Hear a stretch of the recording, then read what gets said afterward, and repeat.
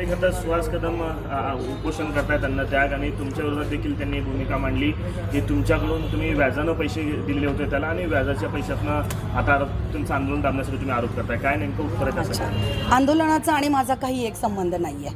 पैशाचा विषय हा माझा 2024 पासून आहे, जो मी त्याला मागत आली आहे आणि तो देत नाही आहे. त्यामुळं मला 28 तारखेला मागची आमची मीटिंग झाली होती शेवटची. त्याला मी बोलले होते काय करतोस, देतोस की नाही. तेव्हा त्यानं मला सांगितलं होतं ताई मी लवकरच एक आंदोलन करायला लागलो आहे, मी आंदोलनाला बसतो आहे आणि पोलिसांनी मला ऑफर दिलेली आहे 20 लाखाची. जेव्हा माझ्याकडं पैसे येतील तेव्हा मी तुम्हाला त्यातले नक्की देईन, थोडंसं 30 तारखेपर्यंत थांबा तो म्हटला.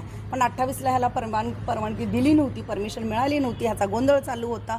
आणि मला वाटलं की हा माणूस देणार नाही, दरवेळेला असाच म्हणतो, दर महिन्याला असाच म्हणतो तुम्हाला आता देतो मग देतो, तो माझे पैसे काही देत नाही. हे बघून मला आता करावं लागलेलं आहे. काही कुठेतरी आरोप पण केलेला आहे की महिन्याला 35,000 रुपये दे, स्क्रीनशॉट आहे, अशा पद्धतीने त्याच्याकडून आरोप होतो. अच्छा, हे पहा, मी जर व्याजबट्ट्याचा धंदा केला असता तर मी माझ्या RTGS माझ्या बँकेतून माझे डिटेल्स घ्या, मी माझ्या मुलांचे FD मोडून त्याला दिलेले आहेत, FD मोडून ते पैसे दिलेले आहेत, माझा वाईट मनी आहे. तर तो जो दिलाय तर त्यानं जर मला इंटरेस्ट द्यायचाच होता, मला व्याज द्यायचंच होतं, माझ्या अकाउंटवर टाकू शकला असता. तो मित्राच्या टाकतोय म्हणून दुसऱ्याचंच मला दाखवतोय.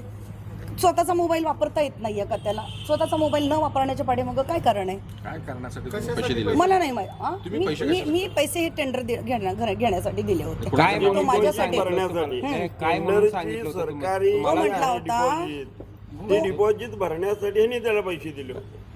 नाही, कुणाचं नाव काय काय अजितदादांचं नाव, आदरणीय अजितदादांचं नाव त्यानं घेतलंय. मी दादांचा कार्यकर्ता आहे. ताई माझे खूप चांगले दादांशी संबंध आहेत. दादा माझा लगेच फोन उचलतात आणि दादांना दादांनी सांगितले तुला मोठे मोठे टेंडर देतो ताई, तुम्ही एक माझी बहीण आहात मोठी, तुम्हाला पण मी एक टेंडर देतो किंवा आपण आता चांगलंच हे करूया, फक्त थोडेसे पैसे खर्च करावे लागतात. मलाही असं वाटलं आणि मी हे टेंडर कधी घेतलेले नाहीत, त्यामुळे मला त्याचा काही अनुभव नाही आहे. म्हणून मी त्याला म्हटलं होतं ठीक आहे बाबा काय करतोस ते कर, चालेल. तर थोड्याशा पैशाचा अर्थ 7 ते 8 लाख रुपये होतो का? थोड्याशा पैशाचा अर्थ? थोडेसे नाही, सुरुवातीला मी तेवढे दिलेले नाही आहेत दादा, मी तेवढे दिलेच नाहीत. सुरुवातीला मी फक्त त्याला 3 लाख दिले होते. मग तो म्हणला फाईल इथपर्यंत आली, तिथपर्यंत आली, आपल्याला परत खर्च करावा लागणार आहे, सांगत गेला, परत काही कारणं सांगितली आणि आता तो आपल्या कॉन्टॅक्टमध्ये आहे, चांगल्या ह्याच्यामध्ये आहे, म्हणून माणुसकीच्या नात्यानं परत मी त्याला पैसे दिलेले आहेत. जे तुमच्यावर सावकारी केल्याचा आरोप केलेला आहे, महिला म्हणून तुम्ही काय उत्तर? महिला म्हणून मी उत्तर हेच देईन की उमेश पाटलांनी प्रवक्ता आहेत ते राज्याचे, बोलताना महिलांबद्दल थोडंसं त्यांनी विचार करून बोलायला पाहिजे होता. अगदी सुहास सांगतोय आणि उमेश पाटील बोलतोय, हे नाही व्हायला पाहिजे होतं. आज तुम्ही प्रेसच्या समोर, प्रसारमाध्यमांसमोर तुम्ही एखाद्या महिलेची बदनामी करताय की तिनं व्याजबट्ट्याचा धंदा करते, हे करते, ते करते. अरे मग तुम्ही मला बोलायला, 2दा मी त्यांच्याकडे गेले होते, त्यांना भेटायला गेले. दादा तुमचा कार्यकर्ता सुहास कदम, मी सुद्धा तुमचीच कार्यकर्ती आहे. राष्ट्रवादीमध्ये जेव्हा मी होते त्यांच्याच नेतृत्वामध्ये मी काम केलेलं आहे, तो माझाही नेता होता. मी त्यांना सांगितलं, रडली, एखादी महिला समोर येऊन रडते तेव्हा तिची हसून खिल्ली उडवलेली होती त्यांनी. अरे वा तू पैसे दिलेस, किती दिलेस, मला पण दे, मग मला पण गरज आहे पैशांची. बरं ठीक आहे. मग मी म्हटलं दादा सिरियस घ्या थोडंसं. तेव्हा ते म्हटलं नाही मी ठीक आहे, मी सुहासला बोलतो. पण ते सुहासला बोलले किंवा नाही मला हे माहिती नाही आहे. आणि आज इथं येऊन मला म्हणतायत म्हणून येतात. जसंच मी प्रसारमाध्यमांसमोर आले की CP माझी दखल घेत नाहीत, पोलीस प्रशासन माझी मदत करत नाही आहे. जेव्हा मी तुमच्या समोर आले आणि ही जी हा जो माझा व्हिडिओ व्हायरल झाला बाहेर, लगेचच मला त्यांचा फोन आला संध्याकाळी आणि मला ते दम देत आहेत, धमकी देत आहेत फोनवर, तू सुहासच्या विरोधात तक्रार दिली आहे. मी म्हणलं एवढी बाजू घेण्याचं कारण काय? हो, उमेश पाटलांनी त्याचं बाजू घेण्याचं कारण काय असा हा विचार माझ्याही मनात डोकावला. तेव्हा माझे सगळ्यांशी चर्चा होते. लोक म्हटले अहो मॅडम, उमेश पाटलांचा सुहास कदम हा दलाल आहे आणि तो त्यांचा वसूलदार आहे, त्यांनी हप्ते बांधून ठेवले जिल्हा परिषद इकडे तिकडे सगळ्या अधिकाऱ्यांचे, हा नेऊन पोचवण्याचं काम सुहास करतोय. मग नक्कीच सुहास कदमला पाठीशी घालणार. सायरा शेख असं काहीच करत नव्हती. तुम्ही प्रेसमध्ये असंही म्हणालात की सुहास कदम स्वतः सट्टेबाज आहे आणि ते पैसे जे हरलेले आहेत ते वसूल करण्यासाठी पोलिसांना ब्लॅकमेल करतो. हो, अगदी बरोबर आहे. तो स्वतः सट्टेबाज आहे. त्याच्यात तुम्ही जर माहिती घेताय, पत्रकार आहात तुम्ही, तुम्हाला सगळीकडून माहिती येत असेल तर तो स्वतः सट्टेबाज आहे. तो स्वतः मटका घेत होता, तो स्वतः करत होता. तर आता तो पोलिसांना हप्ते मागतोय. मी युवक अध्यक्ष आहे, मी राष्ट्रवादीचा आहे, अजितदादांचा कार्यकर्ता आहे, भावनिक होतोय, फोटो घेऊन बसतोय आणि सांगतोय की मला तुम्ही हप्ते चालू करा. मी हे काही करणार नाही. पोलिसांनी जेव्हा हप्ते द्यायला कदाचित नकार दिलेला आहे म्हणून तो आंदोलनाला बसलेला आहे, स्वतःच्या स्वार्थासाठी.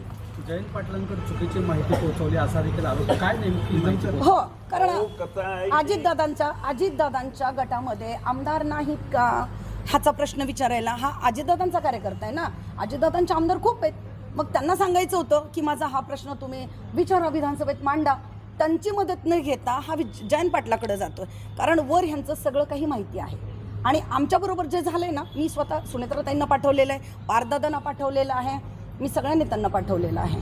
त्यामुळे त्यांची कुणी इथं दखल घेत नाही, म्हणून त्यांना जयंत पाटलांकडे जाण्याशिवाय दुसरा पर्यायच उरला आज नव्हता. सुनेत्रा वहिनी आहेत हो, आज पंढरपूरमध्ये आहे. दौऱ्यावर आहेत, पण तुम्ही त्यांच्यापाशी पण जाऊन तुमची व्यथा आता मांडू प्रेस शकता. होती ना 11:30 ते पंढरपूरमध्ये आणि जाणारच आहे मी उद्या.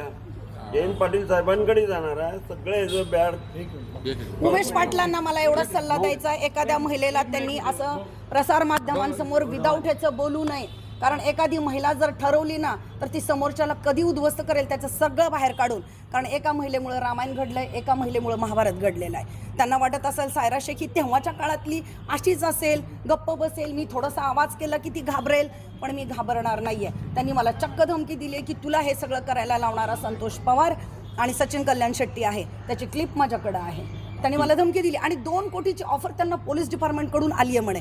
मग कुठेतरी वाटलंय त्यांना की हिच्या आंदोलनामुळं आमच्या आंदोलनाला हिच्या एका तक्रारीमुळे कुठं गालबोट लागते की काय, म्हणून हे सावकारकीचे गुन्हे वगैरे माझ्यावर हे टाकायचा त्यांचा प्रयत्न आहे. तुम्ही उज्ज्वला थिट्याबद्दल देखील हो, उज्ज्वला थिटे त्यांनी मला सांगितलं की तुला कोणी उभं केलंय. तर मी म्हटलं की दादा बघा, आता कसं मी थिटेबाई नाहीये, तुम्ही थिटेबाईचा वापर करून आंगरकरांना वेटीस धरलं होतं, पण मला तसं कोणी धरलेलं नाहीये.